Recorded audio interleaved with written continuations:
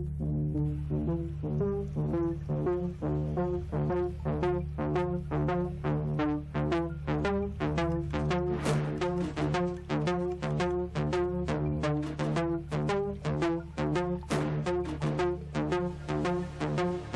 here we go. Welcome to my Minecraft SMP server. Today we're going to tour this, this is a new farm. This is a skeleton farm. There's 2 skeleton spawners here. Well, they're only about 24 blocks total apart. We're going to tour those, and then we're going to tour the reason why we need this skeleton farm. So let's go. Alright, so in this hole here, this is one of the spawners.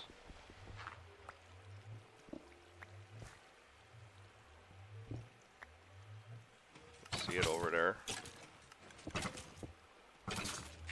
And then down here is the other spawner. So head downstairs and check it out down here. This is where they drop down and die and give me all their goodies.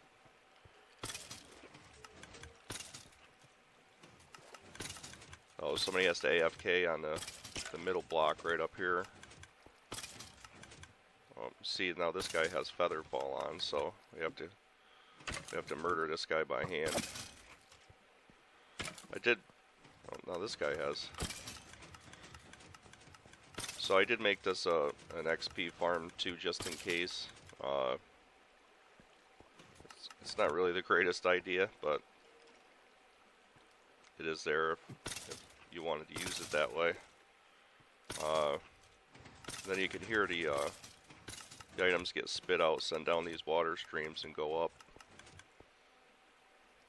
on either side. So this is the main tower here.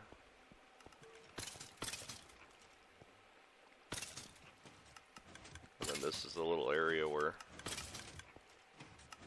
we have just for the items to get shot out and up. You come up the bubble elevator over here, and you're back in this room where all the storage is.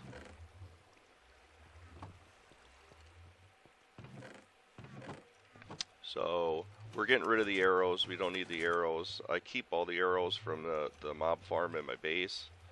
So I already have a few double chests worth of arrows. So we're not keeping them here. We're just keeping the bones and then whatever other stuff we get in these chests over here. Alright, now we'll head over to my base through the nether, and we'll show you why we need this bone farm. We'll be right back. Alright, so here we are in the basement of my base, and you can see this place is certainly transformed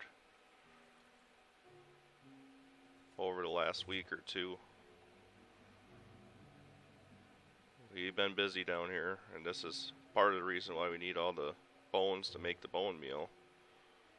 So the main reason is the right behind me over there is wheat farm. I've come to find out that target blocks are going to be very important here, and they are very expensive. With one wheat bundle and 1 stack of wheat or wheat bale, I should say, and 4 redstone dust. So they're expensive. And then we have a pumpkin farm that gives us a little bit of melon, and then we still have the this farm over here. Let's take a look.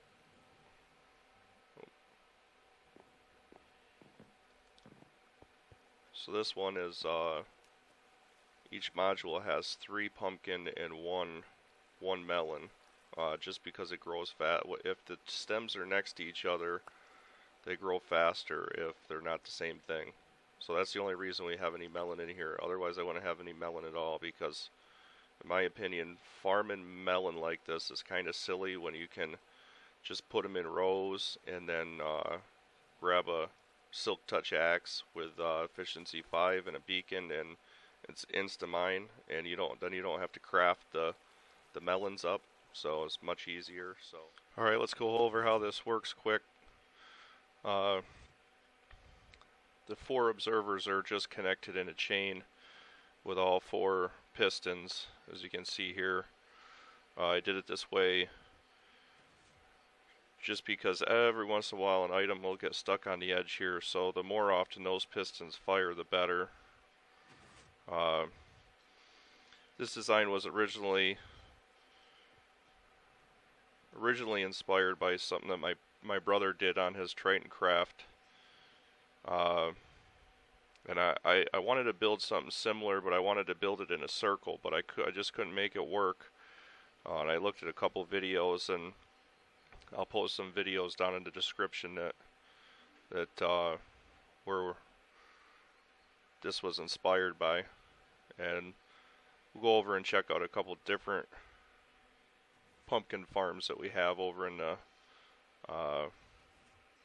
village.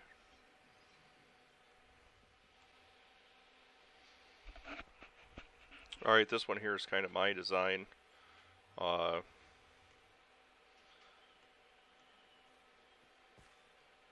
You just have you have the redstone signal that comes down, and when a pumpkin grows here, it'll fire the piston. So, you know, it goes all the way down here. This works pretty good. Now, this works pretty good, and there's a mine cart underneath that collects everything into this chest over here.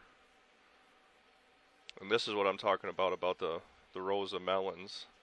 Now, if you just use a silk touch axe, I mean, if that beacon was on over there, you would just cruise right through this and pick up the melons. Way better system than wasting time on a melon farm that just will give you slices, and in Java Edition you have to turn in the whole melons. And then this is a common design here that Cookie Dough built, where you can see you have the observers that'll fire the pistons, and see it just went off there. There's a mine cart down here she has a pumpkin and melon farm here. Like, this is the pumpkin and this is the melon. So there's many different styles. Many different styles to choose from with these. Let's see, what do we have here? 1, 2, 3. We have four deep on either side and 6 high. So there's a lot. We get a lot here just for trading. Mostly now so you can get redstone more than anything else. So you can see the rates there. More than 750 an hour. That's what we got there, and then I have a couple other chests full. So you still have the bamboo farm. Really hasn't changed other than the changing up how it looks. If you watch the episode 1, you'll see this, and it's all pretty plain. There's absolutely nothing over here, you know, and there's nothing over here. This is the wheat farm. So I have all the dispensers above it, so you can bone meal them, but only some of the dispensers are full right now. Down to here I have. None of these down here are full, but all these ones up here are. So, and then water will, you know, you can, it's usually like 2 or 3 bone meal per plot. And then you hit the water to wash them all down. I guess we could do that now.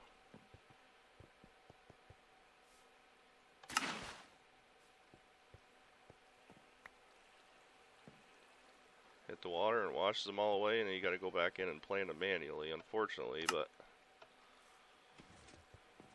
I have all kinds of passive wheat farms around now too.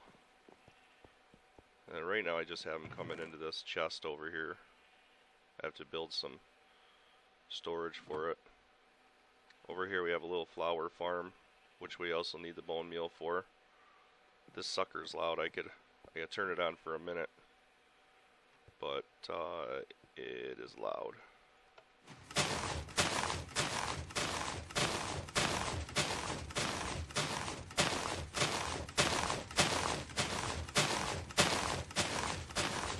You see, you get an absolute ton of flowers out of it. I have a couple of these built in different spots. I have one built out in the swamp because you get the flowers that give you the light blue dye. So, and then this one I have for the cornflowers here for the blue dye. All right, we're gonna head over to my my wood farm and my concrete converter, and we'll show you the other reason why we need some bone meal. Alright, this is my tree farm and concrete converter.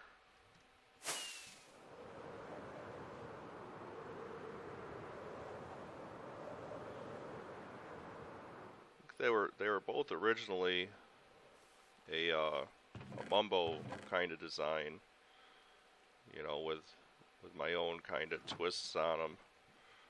But the concrete farm, the concrete farm that Mumbo did a few seasons ago, broke because it was a zero tick farm, so I kind of had to come up with something different. So let's turn the volume down here a little because it's going to get a little loud.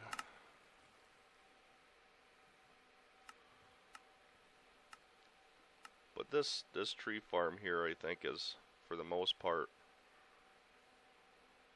somewhat close to what he has. So this is the other reason why we need bone meal. You bone meal the heck out of these to get them, and then it's just on a so every time you get a pulse here, it runs down and it'll flip this soul sand over, create the bubble column. The observer will pick that up, and then it'll set off the TNT there.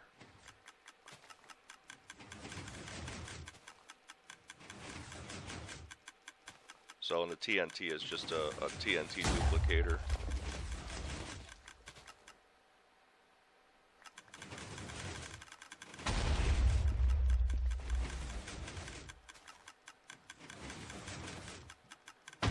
So you can see you stay in here for 5 or 10 minutes and you get quite a lot. You get quite a lot of logs. Oh, so let's see what it looks like from down here.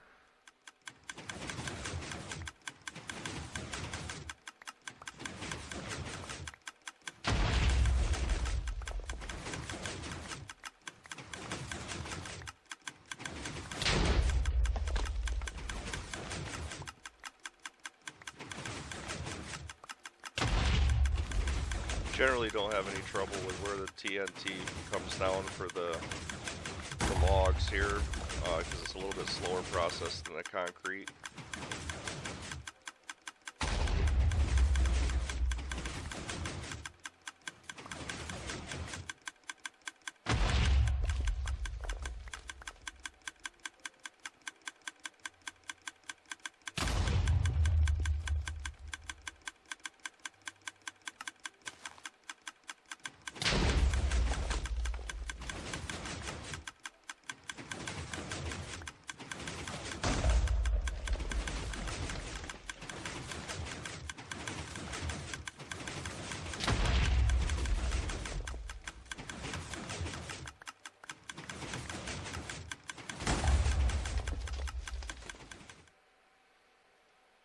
Alright, and now up on top here, this is the concrete converter. So there's 5 slots, there's water up underneath these slabs here. Oh, there's 4 slots. No, there's 5 slots because this one counts. So there's water up underneath these slabs here that convert the concrete powder into concrete. And then as soon as you hit this last one here, the pistons, you get the power here that runs through, and then the piston line fires here. So on this one, you have to turn the TNT duplicator on right here, and that'll start the clock. And then you just run them across like this. Now this is a little bit faster than the tree farm there, so you will catch up every once in a while and have to slow down. So if you do more than a stack, you have to kind of wait. It's kind of hard to hit that last one down there too. See, I've been missing it there a little. There we go. So this again, you know, extremely fast. Extremely fast.